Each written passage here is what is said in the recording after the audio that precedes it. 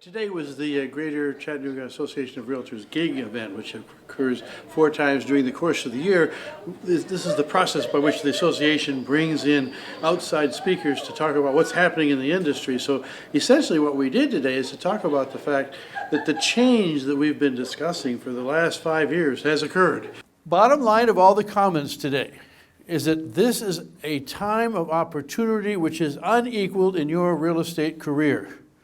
All of the things that might have been in your way have now been removed, and there's a whole new world sitting out there. And it's just a matter of which of the opportunities you're going to take advantage of. So our objective today is to try to help you get into this process of finding where you want to be in this new real estate industry. And among the issues that we're concerned about, of course, is the whole issue of our brokers working on new brokerage business models. We have consumers who are now have new power in the industry. We're concerned about something called off-MLS marketing, what used to be called the pocket listing, and now we're seeing significant numbers of transactions across the country that aren't going through the MLS, and we're concerned about what that does to the extent that it destabilizes the MLS. There is no more serious situation in our industry today than what's now known as the off-MLS marketing plague. Okay? Now, what's happening here, just allegedly what's happening, not in Chattanooga, of course, but starting in Georgia and then moving to other, but not here, is that agents are basically making deals with the consumers to say, hey, we'll fill out all the paperwork, but let's leave it off. Let's not put it in the MLS.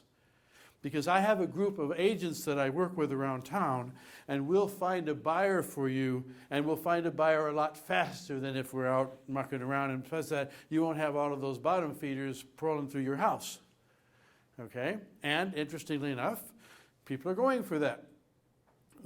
You all got that look on your face. Okay. Now, well, let's give you some statistics. In the top markets that is happening in are East Coast, West Coast. In California, the top 3 markets in June, 34% of listings did not go through the MLS.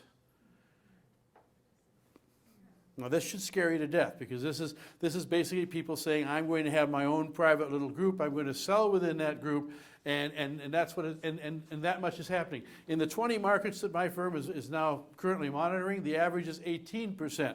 Don't ask what it is here, because we're in the process of trying to figure that out, because it's a very difficult, in some systems, a very difficult number. But I'm saying you, the average of the 20 that we're looking at is 18%. At the top end, it comes up to 34%. And the experts tell us that when it gets to 40%, what will happen is it will destabilize the MLS. And the more you study and understand the role of the MLS in your marketplace is incredibly important. Just in terms of valuation, in terms of stability, in terms of compensation, cooperation, all those kinds of things. The loss of the MLS or the destabilization of the MLS is critical. So if I can talk to the rest of the folks who weren't here today, why should you have been here today? What did we talk about today that's going to impact your business and your career? Well, I think first of all, we got to go back to the fact that there's significant new players in your industry. Right now we're looking at the Berkshire Hathaway organization and all the changes that they're going to affect. We're looking at the real effects of off-MLS marketing processes and what's going to happen with that.